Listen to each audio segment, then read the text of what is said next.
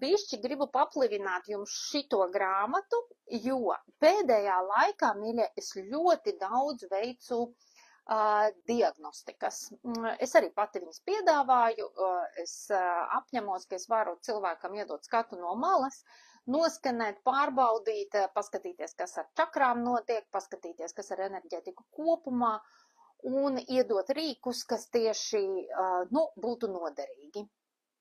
Un tas, ko es redzu, ir, ka mums vēl ar vien nav tādas pašiem mākas šo sadarīt pašiem par sevi.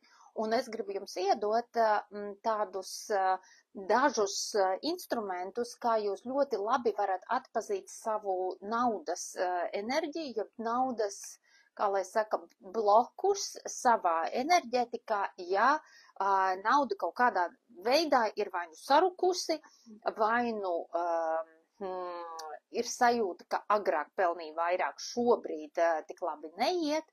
Tātad pirmais rīks ir saistībā ar šo grāmatu, pirmais rīks ir paskatīties, cik liela ir tava enerģētika kā tāda. Tiklīdz tev uznāks kaut kāda ziemas vai rudens, pēdiņās lieku, depresija.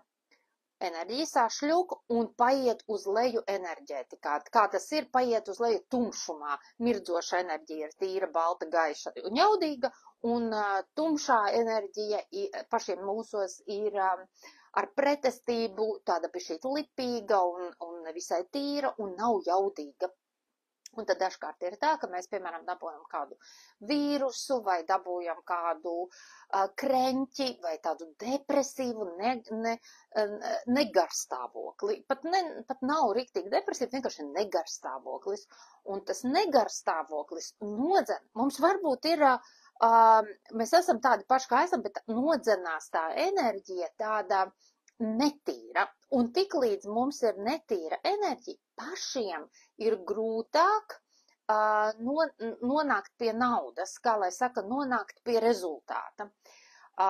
Būtu loģisks jautājums, vai tad visiem tiem miljonāriem, visiem tiem biezajiem cilvēkiem, kuriem ir naudas, vai tad viņiem ir tīra enerģija? Nē, var gadīties, ka viņiem ir galīgi netīra, bet viņiem ir cita jauda. Viņiem lielai daļai, kuri nav mūsu auditorija, kuri nav garīgi domājoši, viņiem ir, pastāstīšu čakru valodā, viņiem ir ārkārtīgi izteiktas divas šīs čakras, plus dažkārt vēl šī, un tas neliecina par kaut kādiem garīgumiem. Mums pārsvarā visiem šeit, kas jūs man sakojat, parasti līdzīgs pievelk līdzīgu, mēs dzīvojamies pa šīm čakrām, no 4. uz augšu. Un tāpēc, ka mums nav tik jaudīga šitā, tā ir tāda caursišanas, varas enerģija, tāda var arī būt apmānīšanas enerģija, vai šitā visiem politiķiem ir, biznesmeņiem ir, tirgotājiem, var sakot, šitā enerģija ir tāda, kas, ir tāda milzīga spēka un varas izpausme.